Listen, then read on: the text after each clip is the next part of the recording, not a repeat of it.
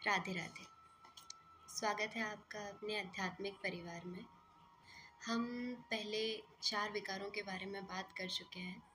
आज हम अपनी सीरीज़ को आगे बढ़ाएंगे और आज हम बात करेंगे 5वें विकार के बारे में। और हम कोशिश करेंगे कि उस विकार को भी हम अपने भीतर से दूर कर सकें। और वो 5वां विकार है लालच।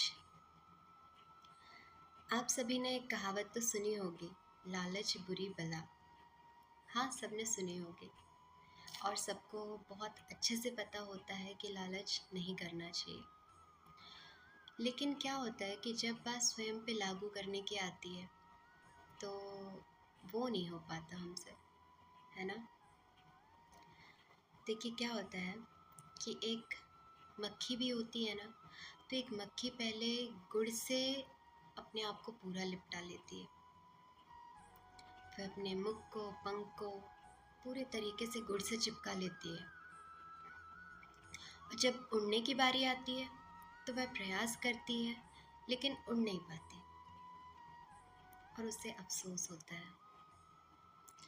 वैसे ही इंसान होता है कि वो अपने आप को सांसारिक सुखों से इतना चिपका लेता है, इतना लिपटा लेता है कि अंत समय में उसे अफसोस होता है। लेकिन अफसोस, वो अंत समय का जो अफसोस होता है आपका, वो किसी काम का नहीं रह जाता।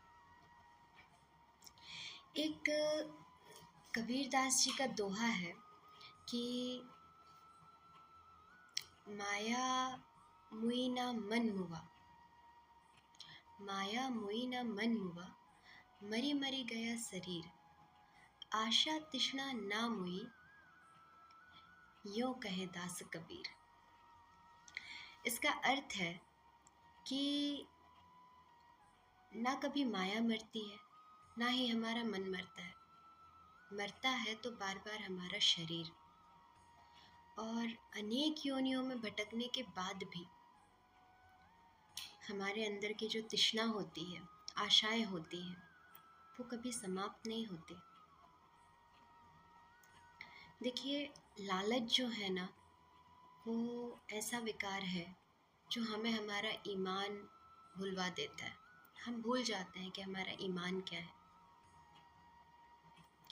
और देखिए ना मज़े की बात यह है कि इंसान तो लालची होते ही है, लेकिन वो ईश्वर को भी लालची समझने की चेष्टा करता है। कैसे?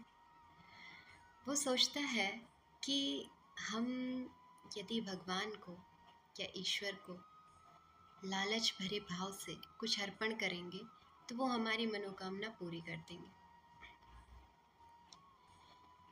देखिए, भगवान को केवल भाव समझ आता है। वो लक्ष्मीपति हैं, उनको आपके धन की क्या ज़रूरत है। ईश्वर केवल भाव से समझता है। उन्हें बखूबी पता होता है कि आप किस वक्त किस भाव से क्या कर रहे हैं। लालच ही हमें पाप का भागीदारी बनाता है और पाप की ओर ढकेलता है। अब लालच हमें किस किस प्रकार से हो सकता है। धन का लालच हो सकता है, संपत्ति का लालच हो सकता है, पद का, प्रतिष्ठा का, मान का, सम्मान का, है ना। काफ़ी चीज़ें हमें लालच दिलाती हैं। आप लालच में ना सबसे ज़्यादा पाप करते हैं, क्योंकि लालच ही हमें चोरी करना सिखाता है। लालच में इंसान एक दूसरे का मर्डर कर देता है। कितने क्राइम होते हैं लालच की वजह से। लालच ही हमें अपनों को धोखा देना सिखाता है और जो हमारे आसपास होते हैं उन्हें नीचा गिराना सिखाता है।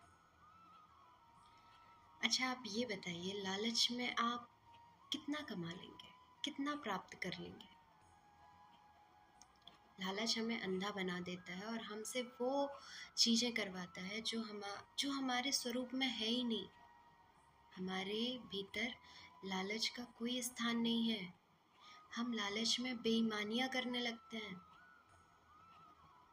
और एक बेईमान इंसान जो होता है वो विश्वास पात्र कभी नहीं बन सकता।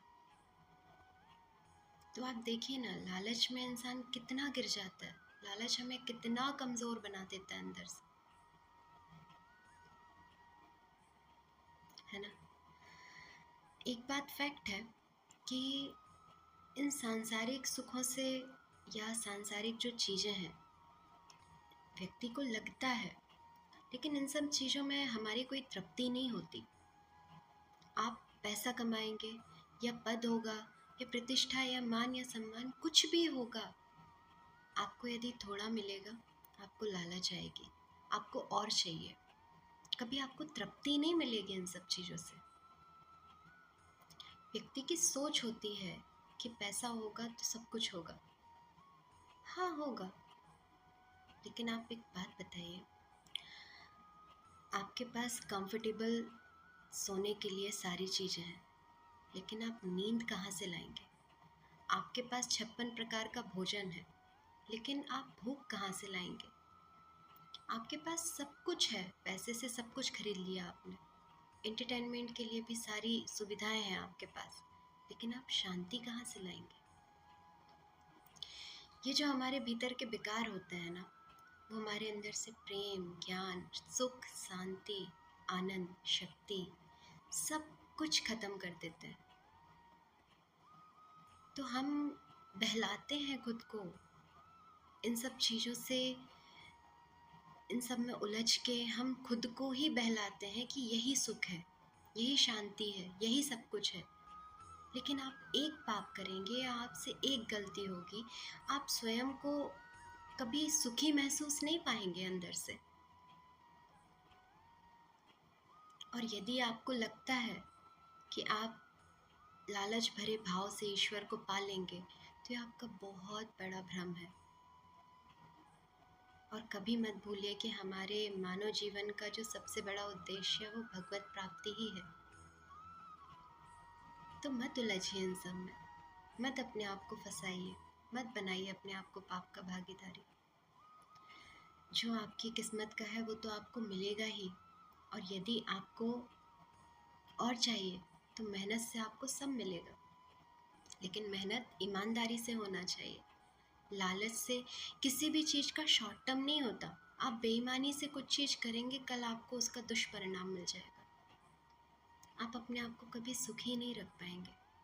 तो ईश्वर को पाना है तो अपने अंदर के विकारों को मिटाइए और मेहनत करिए, आगे बढ़िए और अपना आगे का कदम बढ़ाइए ईश्वर की ओर। Thank you. राधे राधे।